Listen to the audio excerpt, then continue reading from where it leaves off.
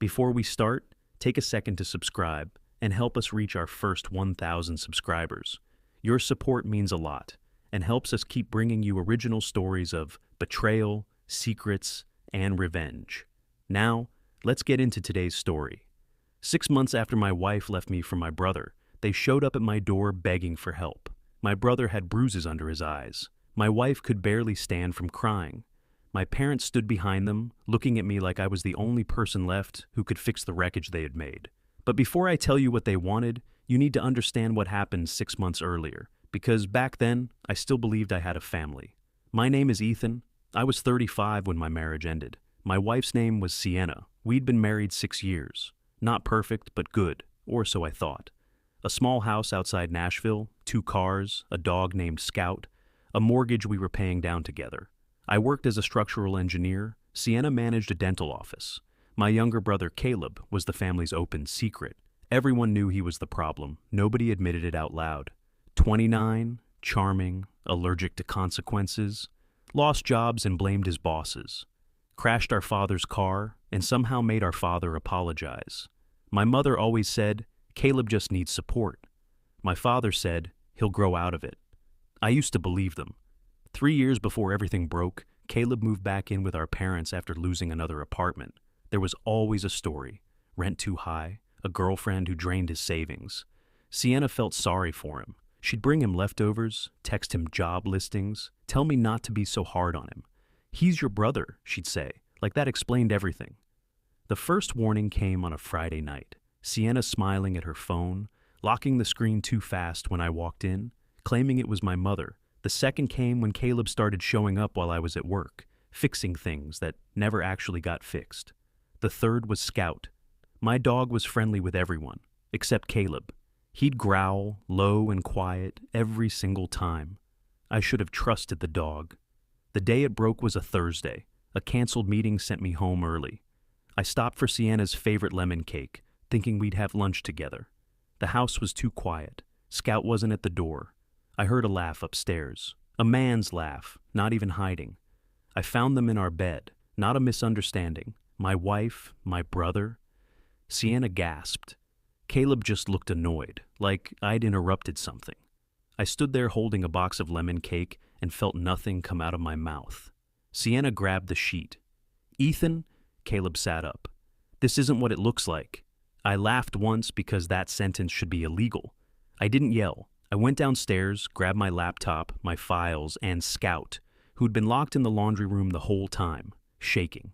Sienna followed me out barefoot, begging me to talk. I drove away and didn't look back. My phone rang 60-some times that night. I didn't answer once. By morning, I'd opened a new bank account, canceled the joint card, and called a lawyer. By noon, Sienna had sent dozens of texts. "I made a mistake. I love you." He manipulated me. I read every one. Answered none. Then my mother called. I picked up, thinking something was wrong. "You need to calm down," she said. Not, "Are you okay?" Not, "I'm sorry. I said nothing happened to deserve calm." She said, "Your brother is devastated." I almost laughed. He slept with my wife, and he was devastated. Then she said the sentence I'll never forget. "You've always been stronger than him. We expected you to handle this better." That's when I understood. They didn't think Caleb was innocent. They just thought I was easier to sacrifice. I hung up. I blocked her. 2 weeks later, Sienna moved into my parents' house with Caleb. My mother called it temporary. I called it a choice. 3 weeks after that, my mother sent an email. Subject line, "Family dinner. No apology, just logistics." I went, not for reconciliation, but to see with my own eyes how far gone they were. Caleb sat in my old chair, Sienna beside him. My sister hugged me like nothing had happened. Dinner lasted exactly 31 minutes. I counted. My mother said, "Nobody wanted this to happen." My father said, "The important thing is we don't lose each other." My sister told me I'd been emotionally distant for years. My mother touched my hand. "Maybe this happened for a reason." I stood up. "You're right," I said. I looked at Caleb. "Now I know exactly who all of you are." I looked at Sienna, at my parents, at my sister. "You can have each other." I walked out. No slammed door, no speech, just gone. That night I blocked every number, filed for divorce, and put the house on the market through my lawyer. The next 6 months were quiet, ugly at first, then steady. I worked, I walked scout, I slept again eventually. No family drama, no lies in my bed, just peace. Until a rainy Tuesday night when someone knocked on my apartment door, and Scout started growling before I'd even stood up. I opened the door just enough. Sienna stood in the rain, mascara running. Behind her, Caleb, thinner than I remembered, dark circles under his eyes. Behind him, our parents soaked, looking like ghosts from a life I'd buried. "What do you want?" I asked. My mother started crying immediately. "Can we come in?" "No." My father stepped forward. "Son, please. This is serious. 2 minutes." So I listened, not because I cared, but because I wanted to hear how low they'd fallen. Caleb had lost his job, then another. He'd started gambling, sports betting, cash advances, online loans, anything he could touch. He'd run up our parents' credit cards, taken out a loan using our father's information, convinced Sienna to co-sign something that became many things. Now they owed nearly $70,000, due immediately or close enough. I looked at Sienna. "You left me for that." Her face crumpled. Caleb snapped, "You don't have to be cruel." "I don't have to be anything," I said. My father said, "We're not asking you to forgive him tonight. We're asking you to help keep him safe." "You want money," I said. Nobody answered. That was the answer. "How much?" My father said, 40,000 would buy them time. "Us," he added when I raised an eyebrow. "The family." I opened the door wider so they could all hear clearly. "There is no family." My mother sobbed. Sienna whispered, "I know I hurt you. You betrayed me," I said. "I know that now." "Now? Because he ruined your life too?" Silence. There it was. The real Sienna, the anger flashing before the sad mask slipped back into place. My father pulled an envelope from his coat. Loan documents, proof we're not lying about being broke. I told him I never said they were lying about that. I looked at Caleb. "You slept with my wife, moved into our parents' house with her, burned through their savings, buried her in debt. And now you're standing at my door." His jaw tightened. Sienna put a hand on his arm, still protecting him, even now. I pointed up at the small black camera above my door, red light blinking. "Everything you've said tonight is recorded." Their faces changed one by one. I closed the door, locked it, and let them stand in the rain for 5 more minutes before they finally left. That night, something about the way my father held that envelope bothered me. Not the debt, something else. He'd looked scared, not embarrassed, scared. I started digging through public court records, Caleb's name, Sienna's name, my parents' names.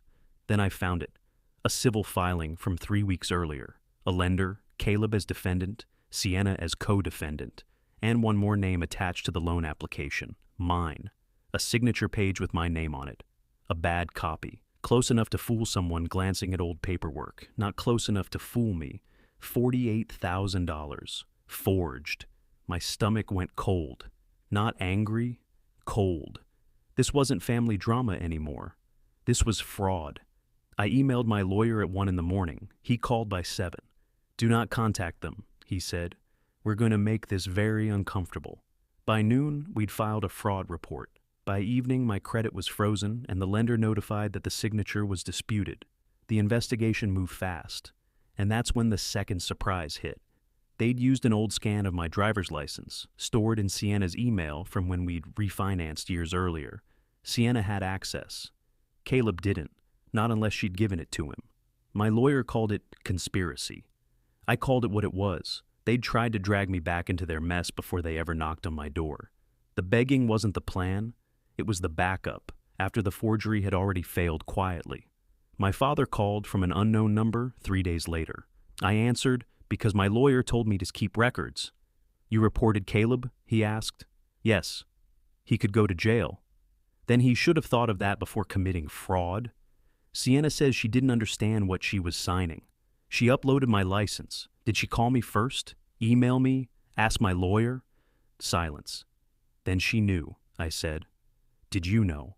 More silence. That was enough. "When, Dad?" He finally said, "After the approval." I felt nothing move in my chest. And you still came to my apartment asking me for money. We were trying to fix it before it got worse. You were trying to make me pay before I found out. He started crying. A man I'd never once seen cry. Not at his own mother's funeral, not when he lost his job, not even when he found out his favorite son had slept with my wife. Now, with consequences finally at his own door, he cried. I didn't feel satisfaction. I felt distance. The next week, everything collapsed for them, not for me. Caleb was fired after wage garnishment paperwork arrived. Sienna was suspended after the fraud investigation contacted her employer. My parents took a second mortgage to avoid losing their house. My sister called, angry, then scared, then apologetic. I didn't answer any of it. So I made one final move. Not revenge, disclosure. I wrote one email, sent to the lender, my lawyer, and every relative who'd inserted themselves into the chat, with the full documented timeline attached. The forged signature, the doorbell footage, my father's admission that he knew after the loan was approved. Subject line, for documentation purposes. 4 sentences. Then I hit send. Within minutes, the read receipt started rolling in. My cousin, my aunt, my sister, my mother, Sienna, Caleb. My phone exploded. I turned it face down, fed Scout, and watched a baseball game in silence. By morning, the family group chat had gone quiet for the first time in months. And by the end of the week, my father had finally admitted to my sister that he'd known about the loan before they ever came begging at my door. That admission broke something in all of them. Not the affair, not Christmas, not the rain on my doorstep, the loan. Because now it could reach them too. 2 weeks later, a letter arrived from the lender. My name had been removed from the account. The fraud claim was accepted. Caleb and Sienna remained responsible. A criminal referral was pending. My lawyer said it was as clean a resolution as he'd ever seen. I asked him to send one more thing, a cease and desist to all of them. My parents, Caleb, Sienna, my sister. No calls, no visits, no contact through relatives. Anything further would be documented as harassment. It went out on a Thursday. Friday was quiet. Saturday was quiet.